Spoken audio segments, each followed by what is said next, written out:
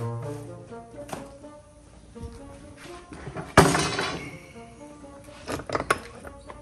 what's up, man? You're banging around. What's up going on? Well, you know, we always measure for our tile. We add 10% for extra and errors and all that kind of stuff. I need one more tile to finish. I cannot find it. Really? No. It's none of these right here? Nope. These aren't big enough. Can you tell me the brand name of the carpenter's apron that I got you off the top of your head? No. Well, why don't you look and see what brand it is? What do you mean? I know the initials are right. Oh, dude. Look at that. Hey gang, I'm Paul with StudPack. Welcome back to the channel. In our previous video, you saw Jordan and I put up this glass backsplash in our kitchen. We love it. Everybody who sees it loves it. We weren't able to finish it because of the niche. We wanted to put a piece of stone that matches our countertop as the shelf in that niche. Our stone guys made it. Gang, we've been super busy. There's so much going on behind the scenes. We've got this project we're finishing up, the Sunken Chapel project. I'm over there all the time with the owners, insurance adjusters. We're trying to get a plan for that project. We're not sure which way we're gonna go. Are we gonna tear that thing down or maybe bulldoze it, ground up build for StudPack? That'd be pretty exciting for me and That'd Jordan. be awesome. Yeah. We've been wanting to do a ground up build since we started the channel. Yeah. That's always been the goal. That would be so easy compared to some of these remodels, I think. Yeah. Everything's new. And we're also transitioning into another smaller kitchen project, take over some of that square footage. So we're doing that. I actually started the demo last weekend. Jordan and I are gonna go over there tomorrow and finish it. Interesting thing about that house, it had almost 5 feet of water in it 5 years ago, and whoever fixed it up did some crazy stuff, and we get to fix it all, and we're gonna show you every bit of that. And we also have a new video series coming, don't we, Dad? That's right. I'm pumped about this one. Yeah. Answer comments all day long. As much as Jordan and I would love to do that, sometimes we can't. And you ask questions about your own project, about the projects we're doing, and also a lot of questions about Jordan and I, like how did I get started, who taught me, who did I learn from, things like that. Why do I call you dude so much? Right. Yeah, things like that. Right. Yeah, we're gonna be able to sit down. We're gonna be able to address all of those things. Yep, I'm excited about it. I know it's gonna be great, but what do you say we get to work today? Do we have to? Yes. Okay. Before we start that niche, why don't we hang up these 2 pendant lights over the kitchen sink? If you remember back in the demo days, guys, there was 3 lights there. My wife picked out 2. She's kind of been on my case to get these hung up so she can see how they look. So let's get my electrical gear and hang these 2 pendant lights. Also, don't pay attention to how the backsplash is not up in these next couple clips. That's right. Yeah. So if you've been with us since the demo stage, you'll remember that there were 3 pendants hanging here. 1 in the middle and then 1 on each side. We took all that out, we demoed the boxes, so there were 3 holes left in the ceiling, and that all got patched with drywall and some blocking. So we don't want to hit that blocking, and we don't want to hit the joist when we drill the holes for our new junction boxes. So I got my little 1/8 by 3/4 rare earth magnets that we love from Lee Valley Tools. And I got up here and I did my own version of magnetic imaging. Each one of these little pieces of tape represents a drywall screw. So you can easily tell that here are my joists, and then these 3 groups of screws here are the 3 blocks where the hole was patched where the old pendant light was. And I don't want to hit any of that with that blade on our hole saw. This location, I don't know if you can see it where my fingers are, that's where we want the new light. It looks like I'm pretty clear of all the obstructions. We're going to take our tiny screwdriver, poke through there and poke through there, go in the attic, look at the top side and make sure we're far enough away from everything so we can fit our box in there. If we're too close, we can move it 1 inch this way or 1 inch that way or whatever, and the hole we made with this will still be within the cutout of the hole saw. Hope I explained that right and that makes sense. So why don't we poke these 2 holes, Jordan? I'll run up there, make sure we're clear, and then you can drill the holes. I got it all set up for you. Ready? Yep. All right.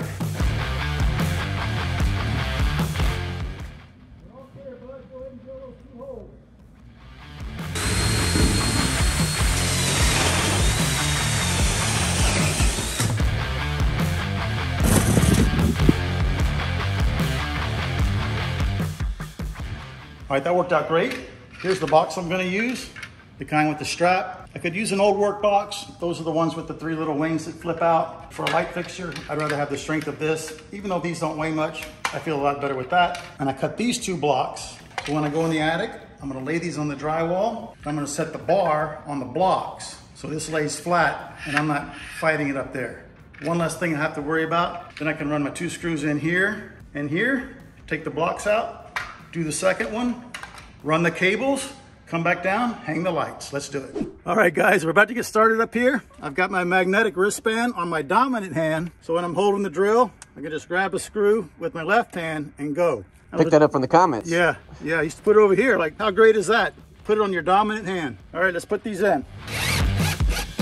That was super easy with that one. Let's put the second one in. Oh man, of course, it's too long. I brought every tool in the world with me except a hacksaw. Looks like I'm going downstairs, bud. I'll be right back.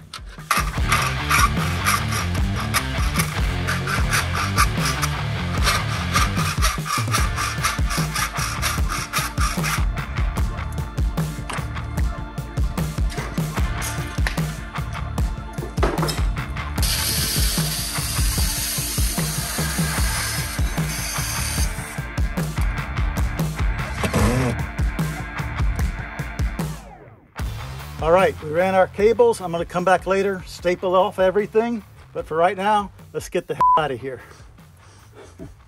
All right, guys, we're down from the attic. We got in here and tightened these 2 screws in the top of the box. Make sure you do that. It clamps the box to that T-bar that we installed in the attic. So right now, we're ready to install the mounting bracket for the light. So this stud is right there, and this is the nut. It goes on the stud and holds the canopy from the light. And it actually holds the whole light up there also. And as often as I can, I want to align those. Since I have 2 canopies, I don't want these like this one this way and the other one the other way. Let's give it a little thought and put them all in line this way or all in line front to back. Very easy to do, so we're gonna do that. Let's leave that one loose and get that other one. Alrighty guys, our brackets are up. And yes, we did use the laser to align those screws. It was sitting right there. It was easy. And now we know they're perfect. I've got the ground bonded to the bracket right here. So these lights came with about 6 feet of cord. I cut off most of it, but I left about 1 foot above the canopy. I like to coil that in the top, just in case at some point they would like these lowered. We have some cord available there. Instead of cutting it right here, leave yourself some cord. So we're ready to go. First thing I'm gonna do is connect the ground. And on a little lamp like this, that doesn't weigh very much, I can just let it hang while I finish the rest of the wiring. So here's a good tip for you. Take the little stranded wire from the light fixture, wrap it around one of the solid wires, and then wire nut them together. That way that stranded wire won't come off of there. 2 number 14s, I'm not gonna pre-twist. The wire nut's gonna do that for me.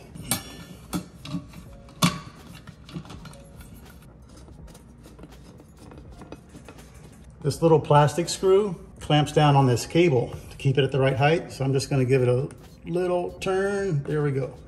I'll make sure this one's tight. All right, that one's done. Let's put the shade on it, bud. Check it out, gang. I'm doing something Dad can't do. Some lights give you like a little socket that fits that nut so you can put it in there. Sounds like you got it. Yeah, it's on there, but I want cool. Yeah, a little tight. All right, gang, that's the first one. Same process for this one. Let's get it done. All right, those came out great. That gives a certain bit of design flair right here. I think that's much better than having more 4-inch cans in the ceiling. That's super. They're gonna be on a dimmer also, and we're gonna get a lamp that matches the color of the lights in the ceiling. That's gonna all match. But I think I'm ready to kind of switch gears now and put some cabinet pulls on and get rid of this blue tape. So let me show you this jig we came up with. It makes it super easy, perfect every time. So we just need these 2 boards to put all the pulls on all the drawers. Now this works for us because this is a shaker style and this board fits in the panel like that. So this is for this upper drawer, which is more narrow. This one's for the bottom 2 drawers, which are a little bigger. You can see how snug that fits. I've already got it drilled for the holes for our handles. I've test fit it so I know it works. All we gotta do, hold that there, drill both holes and install the handle. So this is the widest cabinet. After we're done with this, we're gonna take our 2 boards and we're gonna cut them so that they fit into these 2 panels. And once we're done with those 2, we're gonna cut them again the 3rd time to fit these 2 panels. So 2 boards, all the drawers, let's get it done.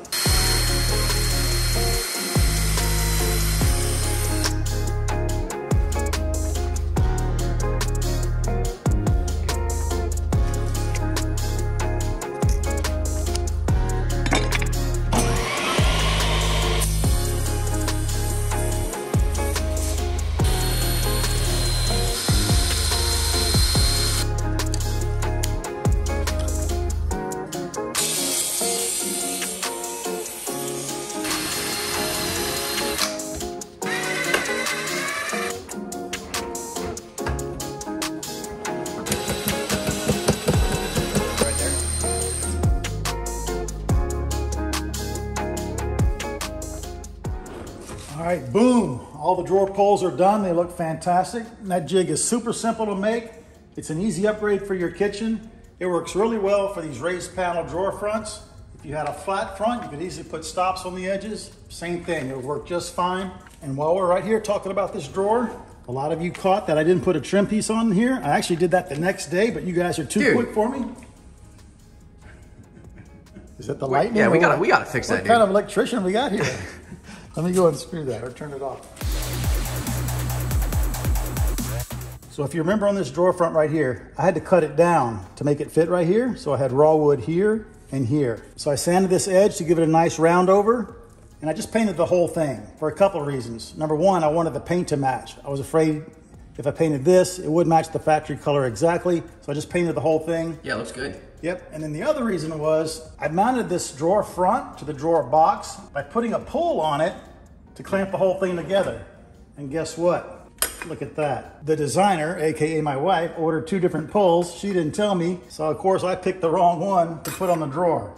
That's the one I put on. It was supposed to be this one. So I had to patch those 2 holes. I just used Bondo and it worked great. So I sprayed this drawer and I also had to spray the inside of another cabinet. I'll show you that. All the drawer pulls are installed. Now let's go install the door pulls. We made a special jig for that. Let's show you what it's all about. Alrighty gang, here's the jig I made to install the door pulls. It couldn't be simpler. It's just scrap plywood, 3 inches wide, 10 inches long. So is this one. I glued and screwed them together here and put a little block on the bottom. And those act as my fence. So I can put it on a door that's hinged on the right, drill these, and then flip it over if the door is hinged on the left, and drill from this side for that door pull. Let me show you how it works. We're gonna open the door. It just goes right there. Got a scrap block I'm gonna put behind it so I don't blow out the back of the door when I drill through. And all you gotta do is drill straight through. Now what I like to do, I like to line up this hole with the bottom of the rail.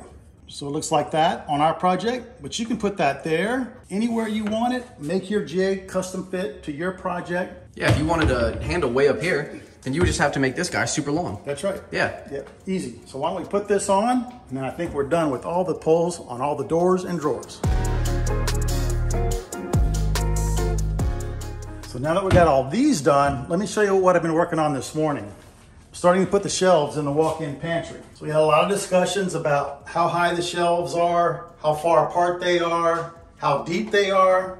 So let me walk you through that first. So the first shelf, 16 inches off the ground, it's 10 inches deep. Then we're gonna come up 14 inches, another 10-inch shelf, another 14 inches, another 10-inch shelf. Then 12 with an 8-inch shelf, 12 with an 8-inch shelf, 12 with an 8-inch shelf. These over here, they're gonna be the same elevation, but all these are gonna be 16 inches deep for like crock pots, if you buy bulk items at the store, things like that. That's gonna be great. And then on this side, we're gonna take advantage of this wall right here and put in 4-inch deep shelves at the same height for like soup cans, things like that. So the first thing I did, got my laser in here. You can see it's set up already. And I put in this row perfectly in line with my laser beam. Once that was done, turn the laser off, and I'm using this level reference now to put in all the rest. Let me show you how to do that. And this is a good trick if you're working by yourself. So I did all the math earlier on how far apart all these shelves were. So this cleat is 14 3/4 above this one. And this cleat is 29.5 above this one. And so forth and so on, all the way up. So now that I have a perfectly level reference, I cut 2 sticks at 67 3/4. I rest them on that level cleat at the bottom, and they help support this while I nail it off. So to give you an idea of what I'm talking about, I actually have them right here, and I've already cut them to 55. So put it on there, and you can see how it fits right underneath. So I can put that there, put the cleat on top, and nail it. Works great. So now that this one's done, we're gonna go outside and cut them to 42 1/4. Put them back on our reference and put up these cleats. Then we're gonna come back and cut them at 29.5, put up this one. Come back at 14 3/4, put up this one. Super fast, super easy, very strong. I'm just using 2.5-inch 15 gauge nails right into all the studs that we've already marked. And then all that's left after that, put the plywood in and paint this thing. So let's go out to the saw and cut these to 42 1/4 and get our next row done.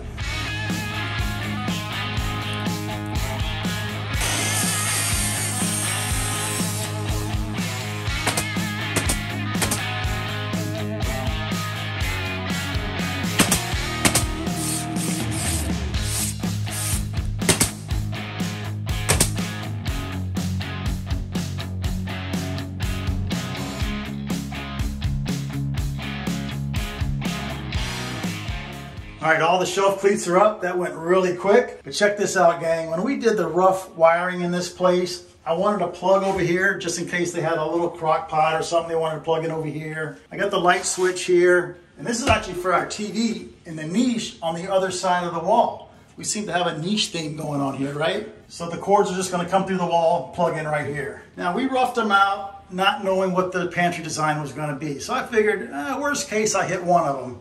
Check it out, gang.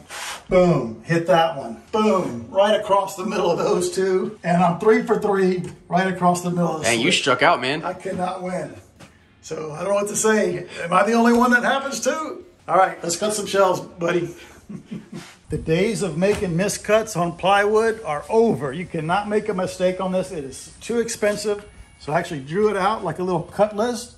And that's what I'm gonna follow when I make all my cuts. So let's set these up on the horses, get our track saw out, and start cutting some plywood.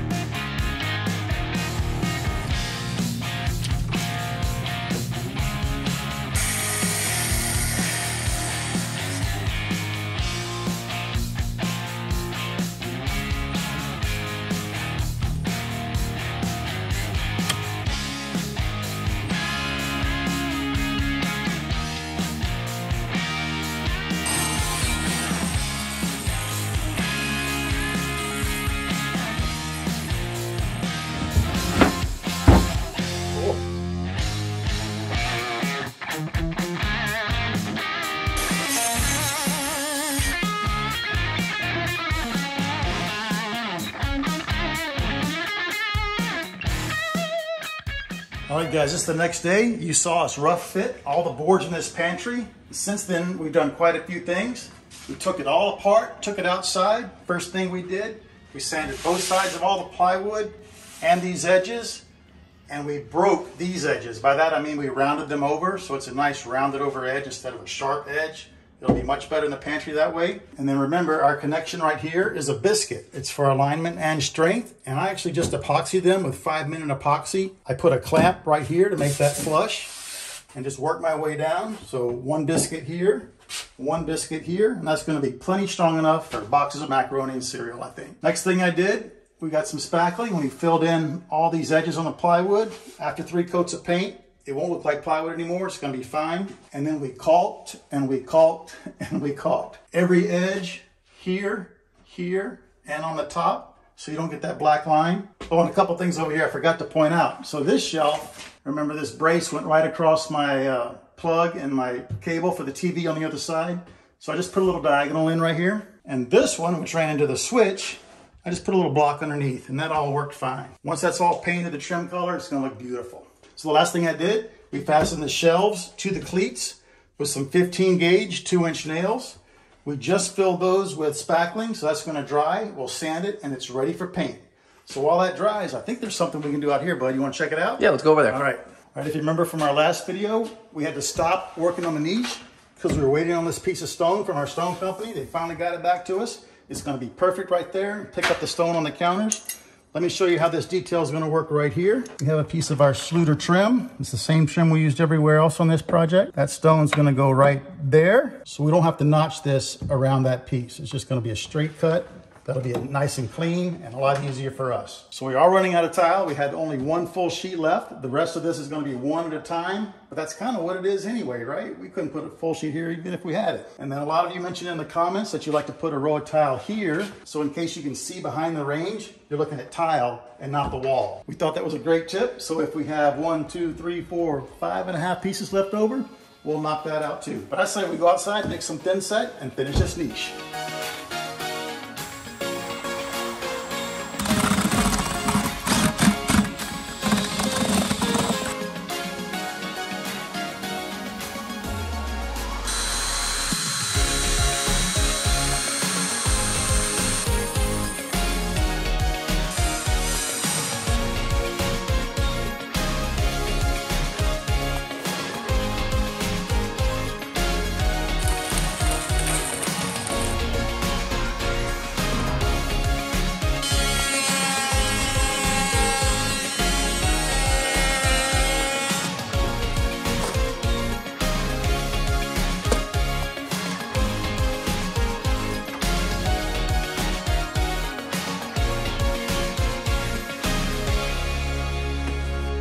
Alrighty guys, you saw us pull out the buzz saw, made a little goof up here at the top. It was too low for my layout. It'll make sense when we start getting up here with our tile. We just made a cut in the drywall, cut out that piece of curdy board right here, and raised it up. We're ready to get back on track. Let's keep laying some tile.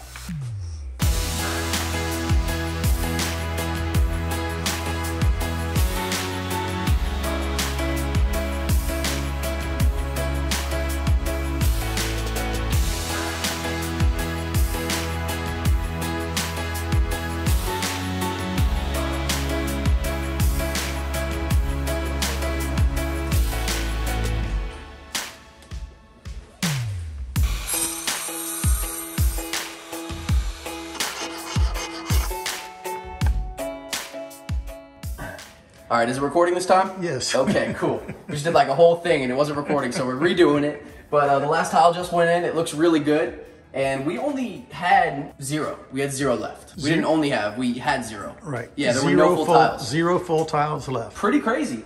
And it looks pretty rough right now, but any tile guys can relate. Like when you put the tile up and the thin set's all over the place, we don't want to mess up our spacers, so we don't want to get in there with the sponge and preemptively clean it, so we just have to wait. But it's going to look awesome, just like all of this stuff behind us that we've already done. And right here, Dad, if you want to come in close, that blue tape, we put that there because this tile was sagging a little bit. It was sagging. The Schluter trim actually has a little tiny lip on it where the tile wants to sit. That way your grout line is even all the way across the bottom. Yep. This stuff was sagging. I don't know why, but we just put a piece of tape here and taped it right here. So that way it kind of pulls it up, keeps everything nice and even. Yep. And that glass tile, it cleans up really well the next day. Nothing hardly sticks to it. Right, yeah, it's super easy to clean. Yep. We put a piece of the Schluter trim on top, so the hood will go up here. 3 full tile, 3 full tile, no notches in either corner. Looks beautiful. Can't wait to come back tomorrow, pull those shims, clean it up. We're gonna grout this thing and call this backsplash done. So as we were cleaning up, we noticed the miter right here in our metal trim was not perfect like we wanted it. It was sagging a little. So we cut these 3 braces, put them in there. It's holding all that up. When we leave, I know it's not gonna sag and I'll be able to rest easy tonight. All right guys, so now that the backsplash is done, we're gonna let that thin set dry overnight. I think I wanna go ahead and knock out this pantry today, get it primed. What do you say, bud? Let's do it. All right, so we did fill all the nail holes. We actually sanded them also. So this thing just needs a little quick vacuum. Cover up the switch, put some paper in here, seal it off, and I'm gonna give it a coat of primer. So in this pantry, all the drywall has already been primed. So my goal today is just to prime all the wood. I'm not really worried about the drywall. Once that's all primed, we'll cover everything with 1 coat of trim color. So let's vacuum these shelves, seal off the electric, get suited up, and get ready to spray.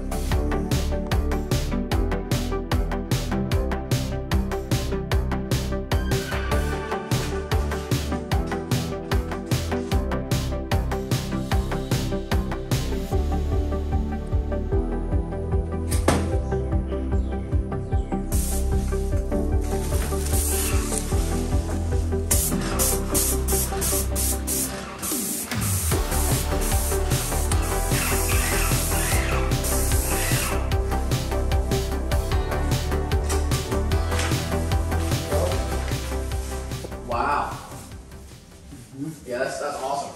That's awesome. Are we gonna show them how it looks? Absolutely, let's show them how it looks. Okay. All right, gang, the paint fog in there has settled enough. I think we can give you a sneak peek at it.